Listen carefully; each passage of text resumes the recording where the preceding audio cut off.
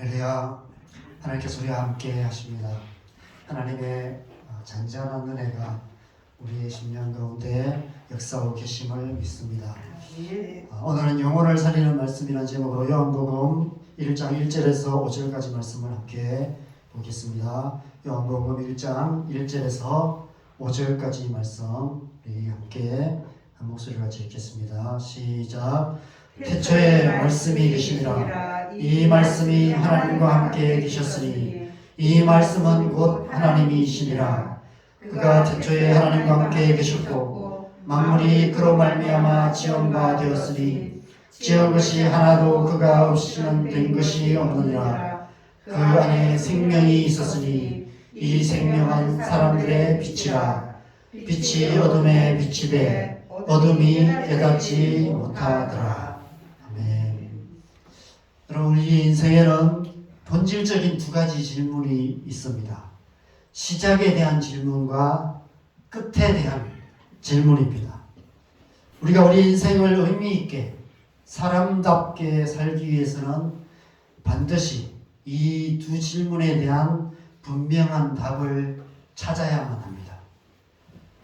우리가 살아야 할 이유가 무엇이며 삶의 목적이 무엇인지를 알아야만 제대로 된 삶을 살아갈 수 있습니다. 학생들이 학교 다니면서 공부하면서 힘들어합니다. 왜 힘들어하는가 생각해보면 여러 가지 이유가 있죠. 근데 가장 본질적인 이유는 왜 공부해야 되는지, 왜 내가 학교를 다녀야 되는지, 왜 내가 이 공부를 해야 되는지, 왜 이 어려운 수학 문제를 풀어야 되는지를 모르겠다는 것입니다.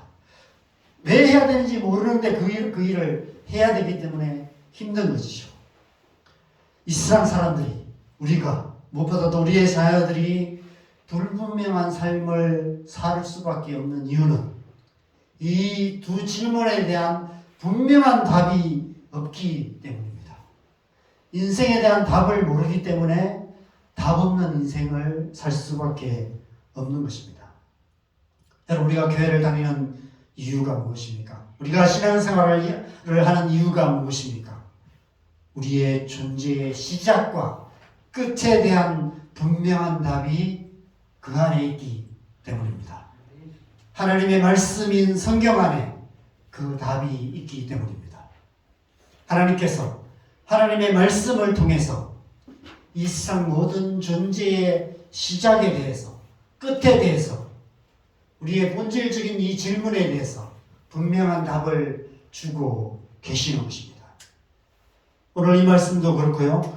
베드로 후서 3장 말씀도 우리 함께 보겠습니다. 3장 5절과 7절 말씀 우리 함께 읽겠습니다. 시작. 이런 하늘이 옛적부터 있는 것과 땅이 물에서 나와 물로 성립된 것도 하나님의 말씀으로 된 것을 그들이 일부러 잊으려 함이로다. 이제 하늘과 땅은 그 동일한 말씀으로 불살기 위하여 보호하신 바 되어 경건하지 아니한 사람들의 심판과 멸망의 날까지 보존하여 두신 것입니다. 베드로 사도는 5절에서 이 세상 모든 만물의 시작이 하나님의 말씀으로 된 것이다 라고 말씀하고 있습니다.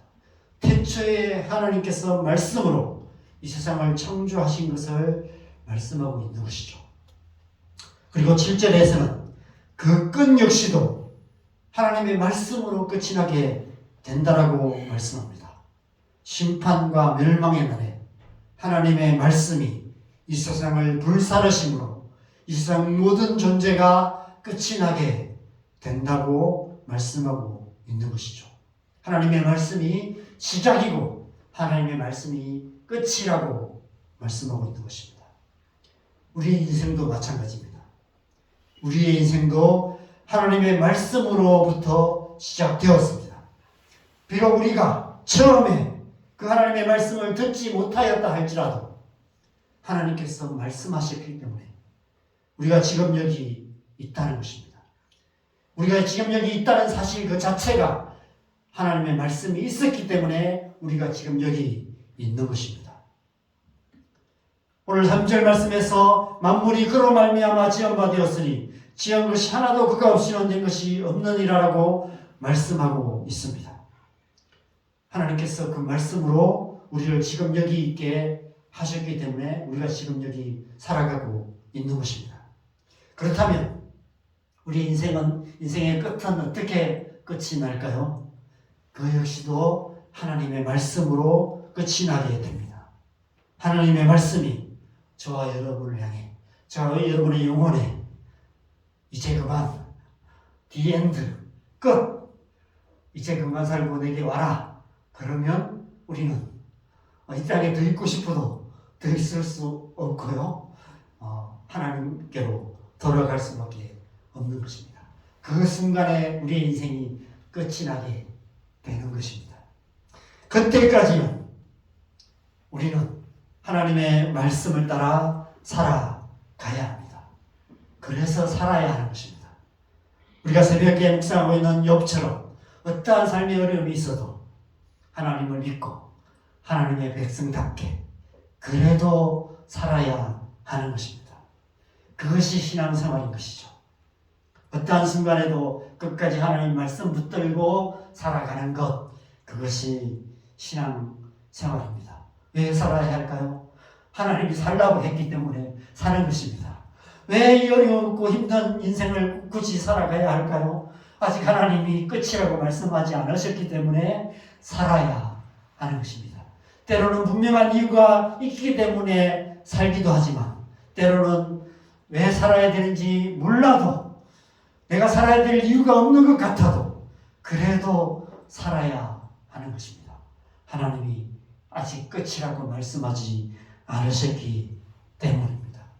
왜 전쟁으로 가득한 이 세상, 죄와 사망으로 가득한 이 세상, 이러한 세상을 이 세상 사람들이 살아가고 있습니까? 하나님이 아직 세상의 끝이라고 말씀하지 않으셨기 때문입니다. 언젠가는 끝을 말씀하실 것입니다. 저와 여러분을 향해서도 이제 끝이다. 이제 그만. 이제 됐다. 너는 충분했다. 잘 살았다. 말씀하시고 이제 내게 와라. 라고 말씀하신 그때가 분명히 있을 것입니다.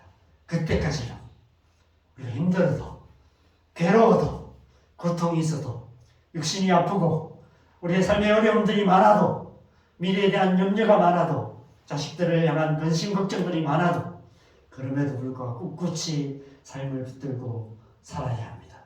하나님이 끝이라고 말하지 않는 그때까지 또 온 땅과 열방 가운데 이 세상은 끊임없이 이런 고통스러운 현실이 계속될 것입니다. 우리가 그 고통스러운 이 세상을 보면서 또 기도하면서 하나님 속히 하나님 나라가 이루어지도록 기도하며 살아가야 하는 것이죠.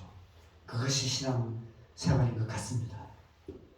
그래서 사도 요한은 그의 복음서의 첫 시작을 이 말씀으로 시작하고 있습니다. 태초에 말씀이 계시느라.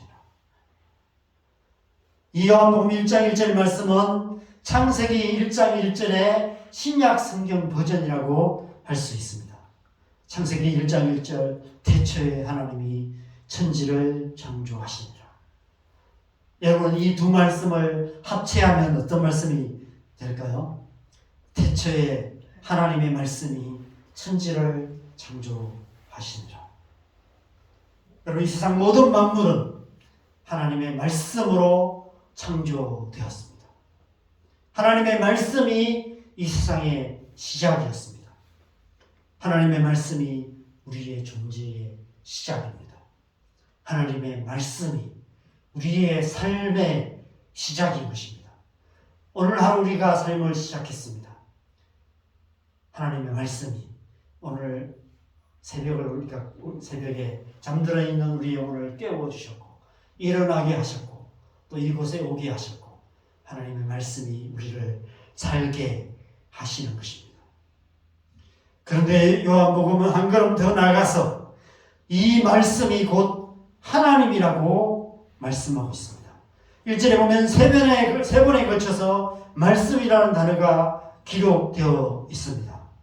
그리고 3절에서 4절에 그라는 단어가 3번 인칭대명사로 기록되어 있습니다. 2절에 그는 인칭대명사가 아닌 다른 단어를 씁니다. 이 3절과 4절에 그라는 단어가 인칭대명사로 사용되고 있습니다. 삼위일체 하나님에 대한 암시적인 표현이 아닐까 이런 생각을 해볼 수 있습니다. 이 말씀은 곧 하나님이시라.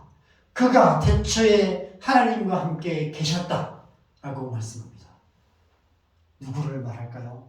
바로 예수 그리스도를 말씀하시는 것입니다. 예수님이 곧 하나님의 말씀이시며 예수님이 곧 천지를 창조하신 하나님이시다라고 사도 요한은 선포하고 있는 것입니다.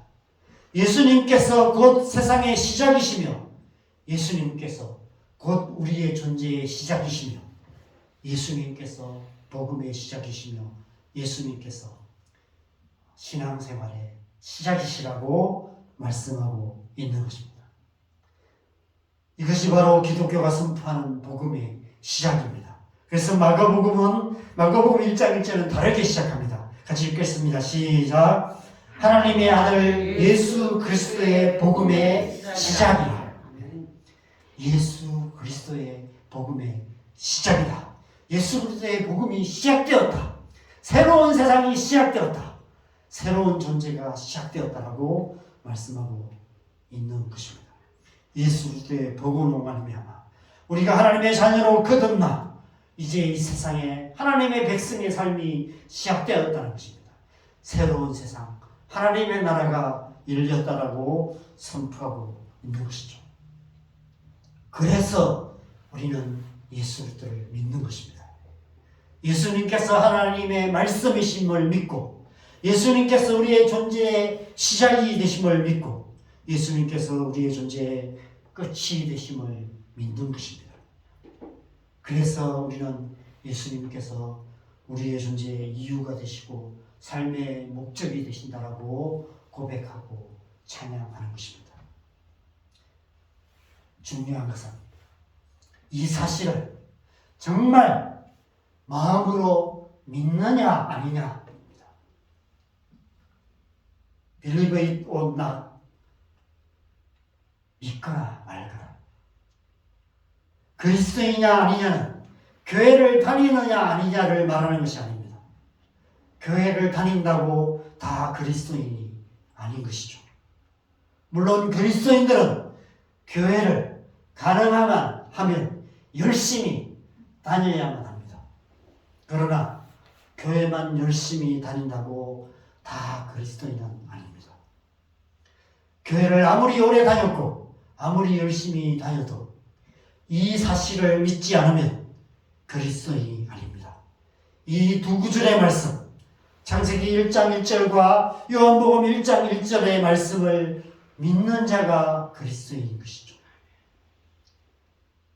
모든 만물이 하나님의 말씀으로 시작되었고 하나님의 말씀이 곧 예수 그리스도이심을 믿는 사람이 그리스도인입니다. 이 두 절의 말씀을 믿으면 그 이후의 모든 말씀은 다 믿을 수 있습니다. 그러나 이 두 구절이 믿어지지 않으면 다른 말씀을 아무리 믿으려고 해도 믿을 수가 없습니다. 여러분 가운데 교회는 와 있지만 아직 이 두 말씀이 마음으로 믿어지지 않는다면 죄송하지만 여러분 아직 그리스도인이 아닙니다. 빨리 그리스도인이 되는 은혜가 있기를 바랍니다. 여러분 우리의 신앙생활은 이 두 말씀을 믿는 데서 시작됩니다. 하나님의 말씀을 듣고 우리 안에 그 말씀을 믿는 믿음이 생길 때 그때부터 신앙생활이 시작되는 것입니다. 우리 안에 그 믿음이 없으면 종교생활은 열심히 할 수 있지만 신앙생활은 할 수가 없습니다. 그래서 우리는 하나님의 말씀을 들어야 하는 것입니다. 우리의 마음으로 들어야 합니다. 로마서 10장 17절 우리가 잘 아는 말씀이죠. 같이 읽겠습니다. 시작. 그러므로 믿음은 들음에서 나며 들음은 그리스도의 말씀으로 말미암느니라. 하나님의 말씀이 우리의 마음에 들려질 때 믿음이 생긴다는 말씀인 것입니다. 이 말씀은 설교 열심히 들으라는 말씀이 아니에요. 물론 그 의미도 포함되어 있겠죠. 설교 말씀을 잘 듣는 것이 중요합니다. 그러나 그것이 본질적인 의미가 아닙니다. 성경을 열심히 읽고 매일 성경 묵상 열심히 잘하는 것을 말하는 것이 아닙니다. 그것도 필요하죠. 그러나 그것이 본질이 아닙니다. 여러분, 우리가 대통령의 국정연설을 TV로 듣습니다. 그래서 그 내용을 가지고 왈가왈부할 수 있습니다. 하나님의 말씀을 듣는다는 것은 그렇게 듣는 것을 말하는 것이 아닙니다. 대중에게 선포되는 어떤 설교 잘 듣고 TV를 통해서 나오는 대통령의 연설을 듣는 것처럼 하나님의 말씀을 그렇게 듣는 것을 말하는 것이 아닌 것입니다. 개인적으로, 인격적으로, 우리의 심령으로 내게 직접 하시는 그 하나님의 말씀을 듣는 것입니다. 태초에 천지 만물이 한 구절의 말씀에서 시작되었습니다. 빛이 있으라 라는 말씀이었습니다. 그 한 구절의 말씀이, 빛이 있으라 라는 말씀이 혼돈과 공허와 흑암과 깊음 가운데 있는 이 땅을 뚫고 들어와서 그 말씀이 역사하시기 시작하면서 천지가 창조되기 시작했습니다. 혼돈과 공허와 흑암과 깊음을 뚫고 들어오시는 빛 대신 하나님의 말씀 한 구절, 그 한 구절의 말씀이 이 땅에 새 생명을 창조하시기 시작했습니다. 그렇게 듣는 것을 말합니다. 그 한 구절의 말씀을 듣는 것입니다. 이 땅을 살았던 수많은 믿음의 사람들의 삶 속에 그 역사가 있었습니다.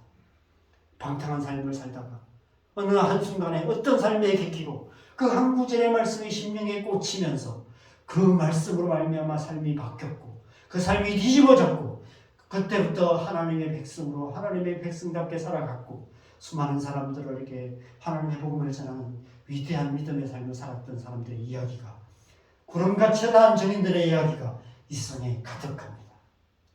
아마 여러분도 지난 삶을 돌아볼 때 여러분의 삶을 획기적으로 변화시켰던 것, 여러분의 삶의 방향 전환을 하게 했던 것, 터닝 포인트가 되었던 어떤 하나님의 은혜가 여러분 삶 속에 있으셨을 것입니다. 하나님의 말씀이 우리의 심령 가운데 뚫고 들어오는 것, 혼돈과 공허와 흑암과 깊음 가운데 있는 우리의 영혼, 우리의 마음과 생각, 그것을 그 속에 하나님의 그 말씀의 빛이 한 줄기 빛처럼 비춰지기 시작하는 것, 그것이 하나님의 말씀을 듣는 것입니다. 그 말씀의 빛이 우리의 마음을 밝히시고 우리의 마음을 고치시고 우리의 마음을 새롭게 하시고 연약한 우리의 마음을 강건케 하시고 우리 안에 하나님을 믿는 믿음, 예수 그리스도께서 하나님의 아들이심을 믿는 믿음, 이 성경 말씀이 하나님의 말씀이심을 믿는 믿음, 하나님이 언제나 우리와 함께 하신다는 믿음, 하나님 우리를 사랑하신다는 우리 아버지가 되신다는 믿음, 하나님께서 우리의 기도를 들으시고 응답하시는 분이시라는 것을 믿는 믿음, 그 믿음을 굳건하게 주시는 것입니다. 그 믿음이 있을 때 우리는 날마다 하나님 앞에 더 가까이 나갈 수 있게 되는 것입니다. 하나님의 말씀이 우리를 하나님께로 더 가까이 이끌어 가시는 것입니다. 그 말씀의 빛이 처음 우리 심령에 비치는 그 순간, 그 순간이 바로 우리가 그리스도인이 되는 순간인 것입니다. 신앙생활은 바로 그때부터 시작되는 것입니다. 종교생활은 누구나 할 수 있습니다. 친구 만나러 교회에 올 수도 있고요. 부모님의 성화에 못 이겨 교회에 와서 앉아 있을 수 있습니다. 이 세상 모든 사람들에게는 어떤 종교적인 열심이 있기 때문에 마치 절에 가고 모스크에 가고 어디 정치를 가고 여러 가지 종교 행사에 참여하듯이 매주일 꼬박꼬박 교회에 와서 예배 안 빠지고 잘 참석할 수도 있습니다. 그래서 사람들에게 신앙생활 잘한다는 칭송을 받을 수도 있습니다. 그러나 그것은 종교생활이지 신앙생활은 아닙니다. 신앙생활은 우리의 중심으로 하나님의 말씀을 듣는 데서 시작되고 신앙생활은 날마다 그 말씀을 우리의 심령으로 들을 때 계속되어지는 것입니다. 하나님의 말씀이 우리의 마음에서 계속해서 튕겨나가고 하나님의 말씀이 우리의 생각 속에서 계속해서 거절되어지고 한 길로 갔다가 한 길로 흘러가고 그렇게 된다면 우리는 진정한 신앙생활을 할 수 없는 것입니다.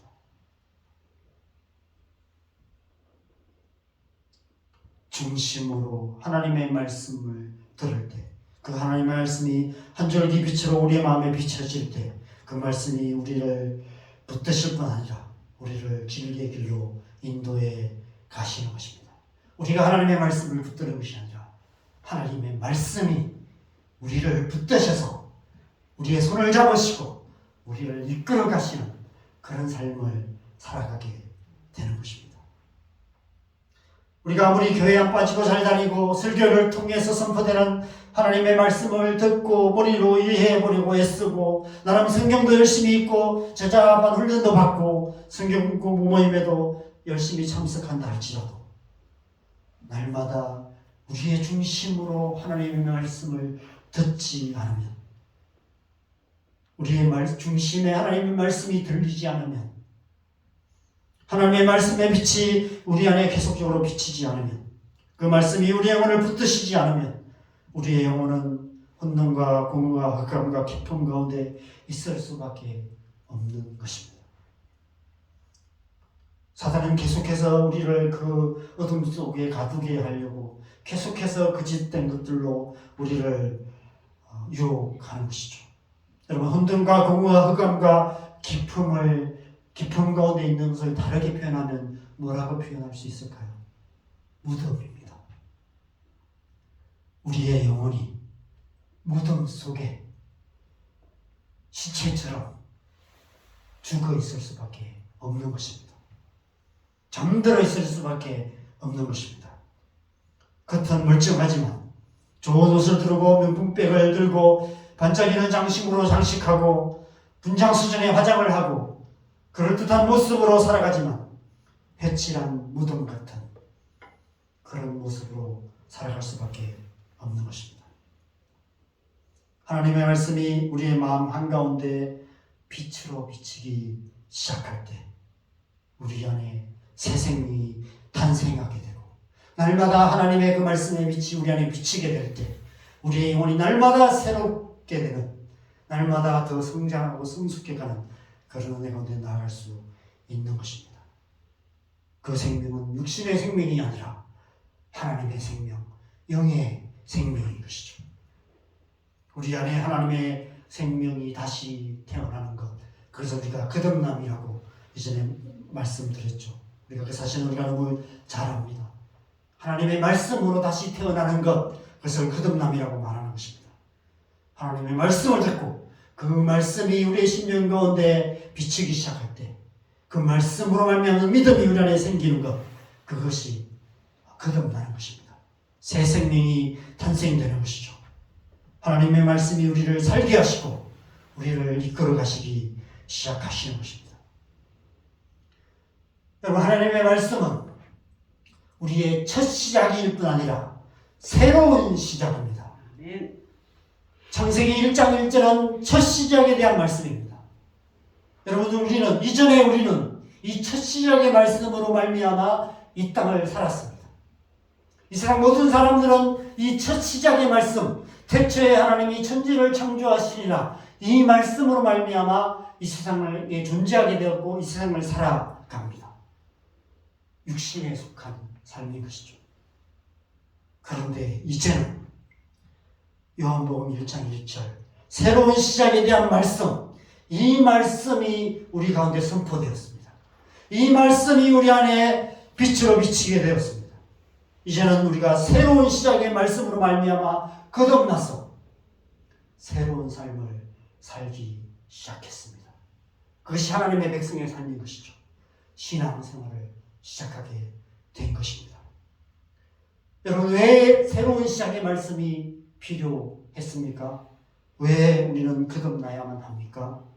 죄로 인해 이 세상이 다시 창조 전의 상태, 빛이 있으라는 하나님의 말씀이 선포되기 이전의 상태, 그 말씀이 뚫고 들어오기 이전의 상태, 혼돈과 공허와 흑암과 깊음의 상태로 되돌아가 버리고 말았기 때문입니다. 몸은 살았지만 우리 안에 있는 영은 이 혼돈과 공허와 흑암과 기품의 무덤 속에 갇혀있는, 죽어있는 영혼으로 그런 상태가 되어버린 것입니다. 우리의 이 몸이 영혼의 무덤이 되어버린 것입니다. 우리 사는 이 세상이 영혼들의 공동묘지가 되어버린 것입니다. 그래서 하나님의 재창조의 말씀이 이 땅에 선포되기 시작한 것이죠. 그래서 예수 그리스도께서 이 땅에 오신 것입니다. 창세기 1장 3절에 빛이 있으라는 말씀 한마디로 천지가 창조되었듯이 혼돈과 공허와 흑암과 깊은 가운데 있는 이 땅에 하나님께서 새로운 창조의 빛, 재창조의 빛을 비추기 시작하십니다. 예수님을 통해서 하나님의 복음, 예수 그리스도의 복음이 이 땅 가운데 선포되기 시작합니다. 빛이 어둠에 빛이 돼 어둠이 깨닫지 못하더라. 여기서 어둠은 곧 우리 사는 이 세상을 말하고 우리 안에 있는 옛사람을 말합니다. 우리의 육신을 말합니다. 죄로 말미암아 혼돈과 공허와 흑암과 깊음으로 되돌아가 버린 이 세상, 그 속에 살아가고 있는 육신에 속한 죄인된 우리를 말하는 것이죠. 이전에 우리는 어둠이었습니다. 이 세상은 어둠의 세상이었습니다. 여러분, 이 세상의 역사를 보십시오. 어둠의 일들로 가득한 역사였습니다. 그리고 지금도 그 일은 계속해서 일어나고 있습니다. 유튜브에 보면 이 세상 역사 속에, 과거의 역사에 가장 잔혹했던 독재자에 대해서 이렇게 짤로 이렇게 돌아다니는 영상이 있습니다. 제가 우연히 그 영상을 봤는데 가장 잔혹한 독재자 7명 1위에서 7위까지를 이렇게 간단하게 설명하더라고요. 여러분, 가장 잔혹한 독재자 하면 누가 떠오릅니까? 히틀러 떠오르고요. 또 여러 가지 사람들이 떠오르죠, 그죠? 북한의 김일성, 김정일, 김정은도 떠오르는데, 여러분, 김일성, 김정일, 김정은 세 사람을 다 합쳐도 이 7명 안에 들어가지 않습니다. 이 7명을 다 소개할 수는 없고 1위에서 3위까지만 제가 소개해 드리겠습니다. 여러분이 잘 아시는 분들입니다. 유명한 분들이죠. 3위가 히틀러입니다. 히틀러로 인해서 유대인 600만 명이 학살을 당했을 뿐 아니라 전쟁으로 인해 1700만 명이 죽음을 당했습니다. 2위는 구소련의 스탈린입니다. 스탈린의 그 혁명으로 말미암아 그 정권 안에서 전쟁과 이러한 것들로 말미암아 2300만 명이 사망을 했다라고 얘기합니다. 그러면 1위는 누구일까요? 1위는 중국의 마오쩌둥, 모택동입니다. 공산주의 혁명으로 인해서 정확한 계산을 할 수가 없답니다. 한 5천만 명에서 많게는 8천만 명이라고 이야기합니다. 그 많은 5천만 명에서 8천만 명이 그 정권 안에서 모택동의 집권 아래 있을 때 사망했다라고 얘기합니다. 그럼 8천만 명이 얼마나 많은 사람인지 감이 안 오시죠? 8천만 명을 1m 간격으로 세우면 약 8만 킬로가 돼요. 근데 여러분, 지구의 둘레가 4만 킬로밖에 안 돼요. 지구를 2바퀴 돌 수 있는 인구입니다. 그 많은 사람이 그 한 사람의 그 집권 아래 공산주의 혁명으로 말미암아 그 많은 사람들이 죽임을 당했습니다.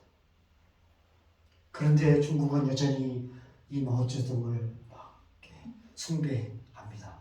아마 제 설교가 혹시 중국 사람이 들으면 아마 악성 댓글이 막 달릴 겁니다. 여러분, 이 사실 하나만으로도 이 세상은 좀 얼마나 죄악으로 가득한 어둠의 세상인지를 우리가 알 수 있습니다. 지금 이 땅에 일어나는 수많은 어둠의 일들을 생각해 보시기 바랍니다. 지금 여러분이 날마다 치열하게 싸워가고 있는 어둠의 일들을 생각해 보시기 바랍니다. 우리 사는 이 세상은 혼돈과 공허와 흑암과 깊은 가운데 있는 무덤 같은 세상이 분명합니다. 이러한 세상에 뭐가 필요할까요? 더 많은 돈이 필요할까요? 발전된 과학기술이 필요할까요? 이 세상을 뒤집어 엎을 혁명적인 어떤 노력이 필요할까요? 하나님의 빛이 필요합니다. 새 생명이 필요합니다. 그래서 다시 하나님의 말씀이 선포되기 시작한 것입니다. 그 안에 생명이 있었으니 이 생명은 사람들의 빛이다라고 말씀하십니다. 하나님의 말씀이 빛이며 생명이라고 말씀하고 있는 것입니다. 하나님의 말씀이 이 땅에 우리 안에 빛으로 생명으로 역사하기 시작하신 것입니다. 예수 그리스도를 통해서.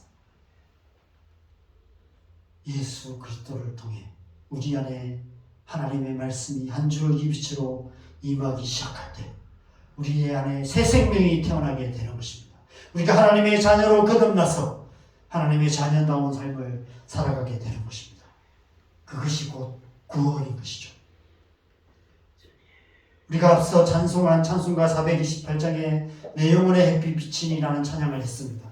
내 영혼의 햇빛 비치니 주 영광 찬란해 이 세상 어떤 빛보다 그 이 빛 더 빛나네 주의 영광 빛난 광채 내게 비춰 주시옵소서.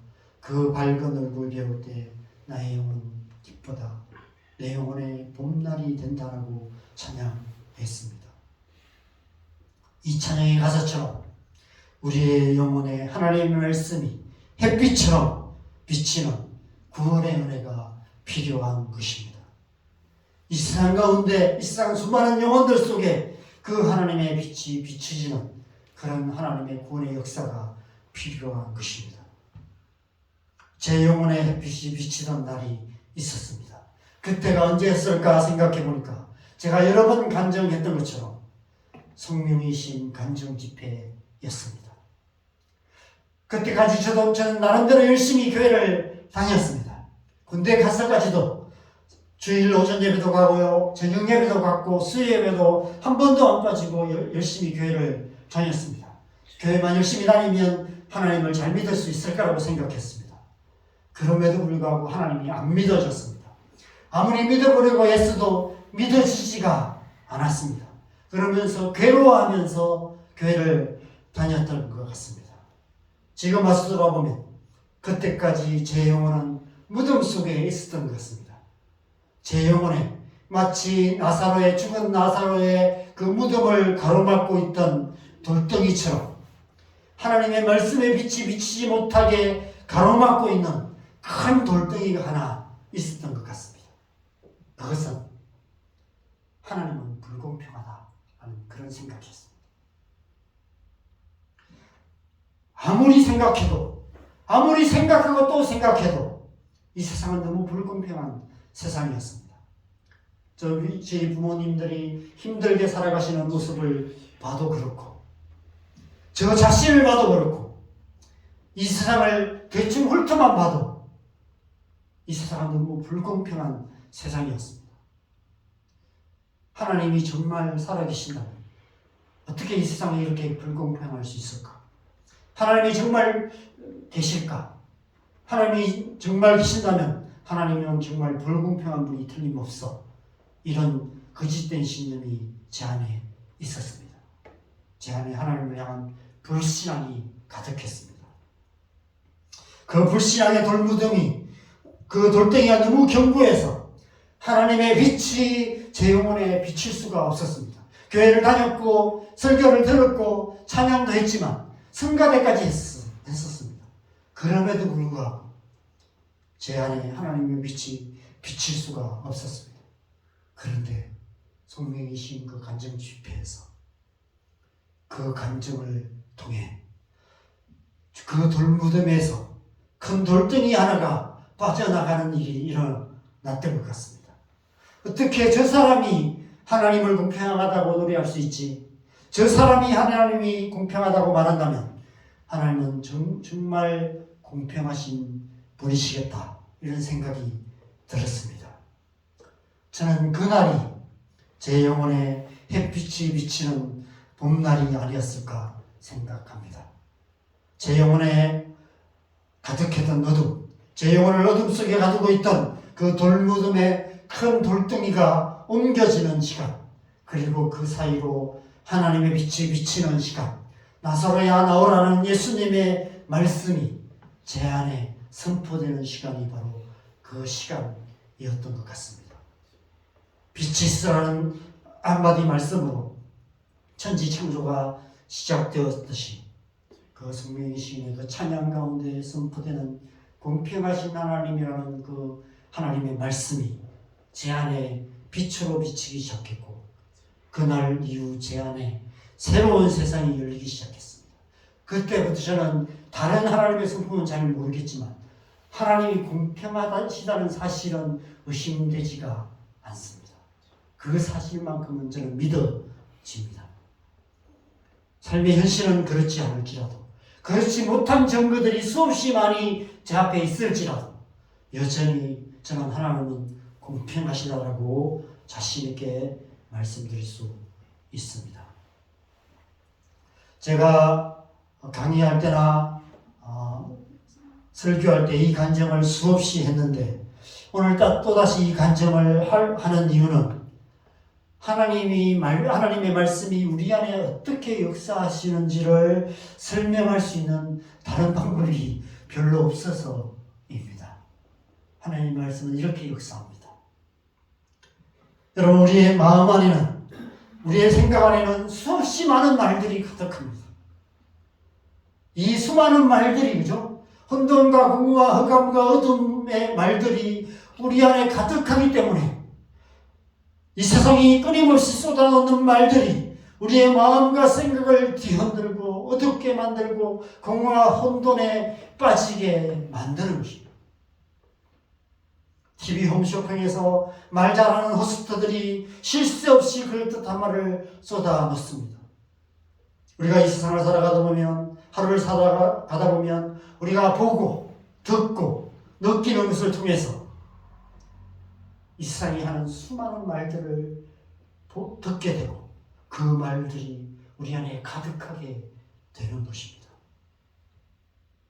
이 세상은 끊임없이 우리에게 말을 걸어옵니다. 좋은 차들을 보면 그 차를 탄 사람이 내 생각이 느껴집니다. 내 차 어때?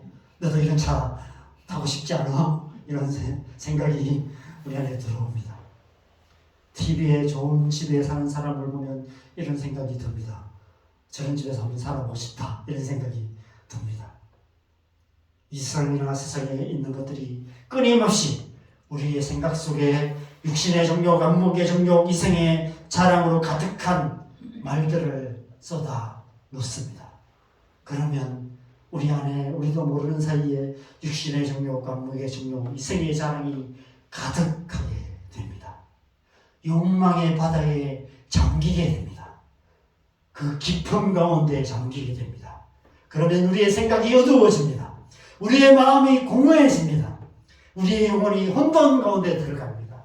혼돈과 공허와 흑암과 깊음 가운데 다시 되돌아가 버리게 되는 것입니다. 많은 그리스도인들이 그렇게 살아요.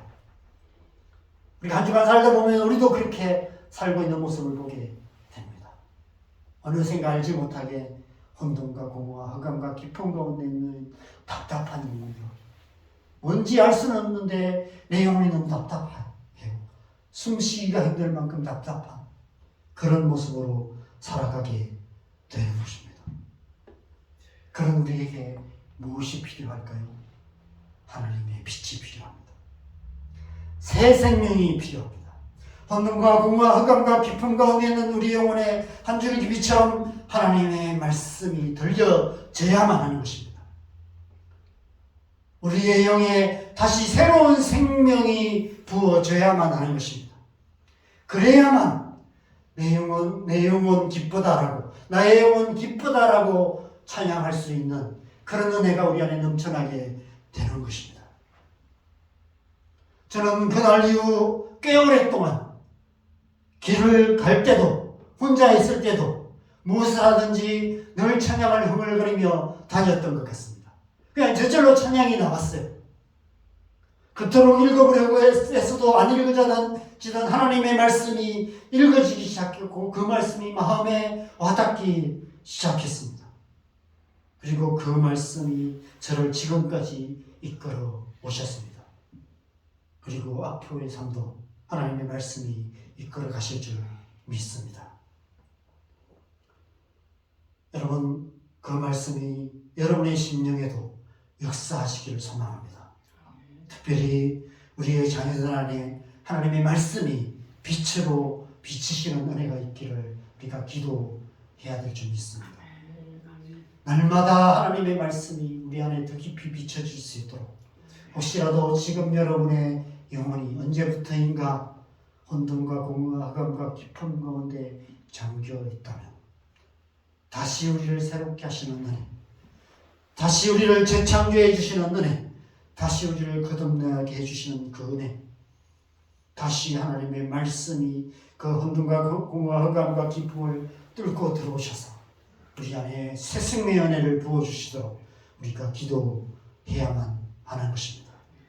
그 하나님의 말씀을 사모하며 그 말씀이 우리의 심령에 임하시기를, 그 하나님의 말씀이 우리의 자녀들의 심령에 햇빛처럼 비치시기를, 그래서 저와 여러분 모두가 우리의 자녀들이 이 시대에 하나님의 백성답게 살아갈 수 있기를 주님의 이름으로 간절히 축원합니다. 아멘.